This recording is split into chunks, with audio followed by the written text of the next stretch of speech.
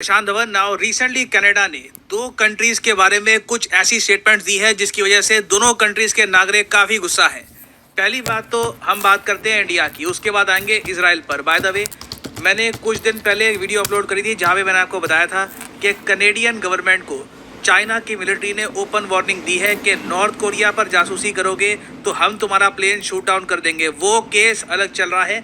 उसके बियॉन्ड अभी रिसेंटली हमने ये देखा कि कनाडा ने इंडिया के बारे में एक बहुत ही बड़ी एडवाइजरी इशू करी है। कनाडा ने अपने सारे नागरिकों को ये कह दिया है कि इंडिया में तुम्हारी हरासमेंट हो सकती है। इंटिमिडेशन होता है भय दर्शन करवाना, किसी को डराना कि इंटिमिडेट कर रहे हो, तो ये सब भी आपके साथ हो सकता है। इस टाइप की जो वार्निंग है ना, ये ट्रैवल के जो भी कनाडा का इशू है, कहना ये है कि ना इंडिया कनेडियन एक्सपोर्ट्स पर कुछ रोक लगाएगा, ना ऐसा है कि कुछ जो इन्वेस्टमेंट्स है ये रोकी जाएगी। But at the same time जब आप अपने सिटीजन्स को, जिनमें आपके बिजनेसमैन भी हैं, इन्वेस्टर्स भी हैं, आप ये कह देते हो कि कनेडियंस के लिए इंडिया में दिक्कत हो सकती है, हरासमेंट हो सकती है, तो ऑब्वियसली कई बिजनेसमैन जो इंडिया में निवेश करने का सोच रहे थे वो अपना मन बदल सकते हैं। वो कहेंगे कि कहीं और इन्वेस्ट कर लेते हैं। हो सकता है कि इंडिया में आज के समय कनेडियंस के प्रति ज़्यादा सद्भाव नहीं है ना। एक इशू तो ये अपनी जगह बना हुआ है। इसके अलावा कनाडा ने अपने मीडिया के थ्रू ये बात भी अब फैला दी है कि इन लोगों ने खुद अपने डिप्लोमैट्स 41 डिप्लोमैट्स इंडिया से पुल आउट किए हैं और इंडिया को ये कह दिया है कि आप बहुत ही अनरीजनेबल बात कर रहे हो। अब अजीब बात है, देखो, कनाडा ने पुल आउट नहीं किए हैं, इंडिया ने लिटरली ये कहा है कि इनको बाहर निकालो, नहीं तो इनकी डिप्लोमेटिक इम्यूनिटी हम छीन लेंगे। तो ये होती है पावर मीडिया की, ग्लोबल मीडिया की। ये of course western news outlet है, तो कनेडियन गवर्नमेंट का थोड़ा बहुत ये साथ दे रहे हैं। जो कनाडा कहना चाहता है कि हमने खुद अपनी तरफ से अपने डिप्लोमेट्स बाहर निकाल दिए हैं, ये प्रेजेंट कर रहे हैं ये दुनिया के सामने, जबकि रियलिटी कुछ और है। और इससे होगा क्या वैसे, देखो, कनाडा ने ये बात भी साफ साफ कह दी है कि अब जो इंडियंस कनाडा के लिए वीज़ा चाहते हैं उनके लिए वेट और ज़रा बढ़ जाएगी। क्योंकि देखो, ऑल ओवर इंडिया ना पहले कनाडा के काउंसलेट हुआ करते थे। इनकी जो मेन एम्बेसी है, जो हाई कमीशन है कनाडा का, वो तो नई दिल्ली में है ही। उसके अलावा इन लोगों ने काउंसलर ऑफिसेस ओपन कर रखे थे मुंबई में, बेंगलुरु में, चंडीगढ़ में। तो अभी कनाडा ने ये जो सारे काउंसलर ऑफिसेज हैं ये भी बंद कर दिए हैं। तो अब क्या है कि मान लो कोई आदमी है महाराष्ट्र में या फिर इंडिया के किसी और जगह पे, उसको वीज़ा रिलेटेड 1-to-1 कुछ सर्विस चाहिए, उसको वीज़ा से रिलेटेड इंटरव्यू देना है या कुछ और इशू है, उसको सीधा दिल्ली जाना पड़ेगा, तभी जा पाएगा वो कनाडा। तो ऑब्वियसली अब आप देखोगे बहुत ज़्यादा कम इंडियंस इवेंचुअली जाएंगे कनाडा, चाहे वो स्टूडेंट्स हो, चाहे वो बिजनेसमैन हो, चाहे वो टूरिस्ट हो। बेसिकली इंडिया और कनाडा के जो पीपल टू पीपल रिलेशन है ना, ये बुरी तरीके से हर्ट होने वाले हैं। अब ये हमने बात करी है इंडिया की, अब हम बात करते हैं इजराइल की। इजराइल के साथ देखिए कनाडा ने बहुत ही अजीब सा काम किया है। रिसेंटली आपको याद होगा कि गाजा पट्टी में एक हॉस्पिटल था, उस हॉस्पिटल में बहुत ही बड़ा ब्लास्ट होता है, कई लोग मारे जाते हैं, बहुत ही ज़्यादा बड़ी ट्रेजेडी थी। उसके बाद देखिए दुनिया भर में ये डिबेट छिड़ गया कि ये ब्लास्ट किया किसने था, क्या ये इजराइल की रॉकेट की वजह से हुआ है या फिर हमास जो इजराइल को अटैक करने की कोशिश कर रहा था उनका रॉकेट मिसफायर हो गया और खुद ही के हॉस्पिटल पे जाकर गिर गया। नाउ इस टॉपिक को लेकर जब यूएस प्रेसिडेंट जो बाइडेन से पूछा गया तो कैटेगोरिकली उन्होंने ये बात कही थी। Deeply saddened and outraged by the explosion at the hospital in Gaza yesterday, and based on what I've seen, it appears as though it was done by the other team, not you.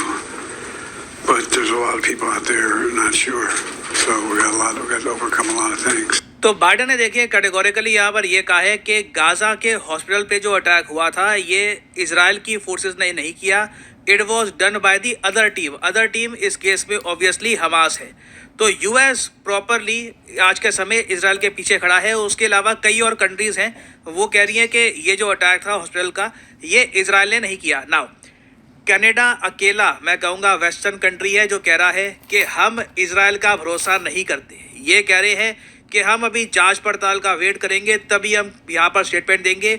Justin Trudeau इससे पहले officially एक statement वैसे ही दे चुके हैं Israel के against और निंदा कर चुके हैं गाजा के हॉस्पिटल अटैक की। और यहाँ पर आप देख पाओगे कनेडियन मीडिया का आर्टिकल है, यहाँ पे लिखा है ट्रूडो अभी तक यूएस की फाइंडिंग्स को एक्सेप्ट करने को तैयार नहीं है कि फिलिस्तीनी मिलिटेंट्स के रॉकेट ने, मतलब हमास के रॉकेट ने गाजा हॉस्पिटल ब्लास्ट करवाया था। तो ये अभी इनका स्तर है। मतलब मुझे अजीब लगता है कि फाइव आइज की जो भी रिपोर्ट ये कह रही है कि कनाडा को मिली थी, उसको कनाडा 2 सेकंड में मान रहा है। बट यूएस जब कह रहा है कि हमारी फाइंडिंग है कि ये जो अटैक है ये किया था फिलिस्तीनी मिलिटेंट्स ने, ये बात कनाडा एक्सेप्ट करने को तैयार नहीं है। तो अगेन देखिए, इनकी पॉलिसी बहुत अजीब है। इवेंचुअली मुझे लग रहा है कि यूएस गवर्नमेंट भी इस बात को समझ जाएगी कि कनाडा एक बहुत ही ज़्यादा अजीब सी फॉरेन पॉलिसी फॉलो कर रहा है, जिसका लॉन्ग टर्म में लॉस यूएस को भी होगा। और इंटरेस्टिंगली, जब कनेडियन मीडिया ने कनाडा की विदेश मंत्री से पूछा कि आपने क्या निज्जर किलिंग को लेकर कोई प्रॉपर प्रूफ आपने शेयर किया है इंडिया के साथ, तो उसको लेकर भी ये कोई प्रॉपर जवाब नहीं दे पाई, क्वेश्चन को अवॉइड करती रही। लास्ट में ये कह दिया कि हाँ, हमने थोड़ा बहुत इन्फॉर्मेशन शेयर करी थी, बट कोई प्रूफ था या नहीं, कोई एविडेंस आपने शेयर किया नहीं किया, ये अभी तक कैनेडियन फॉरेन मिनिस्टर क्लियर नहीं कर पाई। ये बहुत ऑकवर्ड वीडियो है, ये मैं चाहता हूँ आप देखिए। them specific information to back your claim.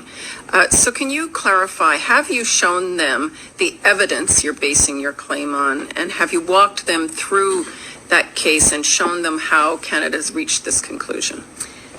We've had numerous conversations with India before the Prime Minister went in front of the House and made his declaration. This was not a surprise to the government of India.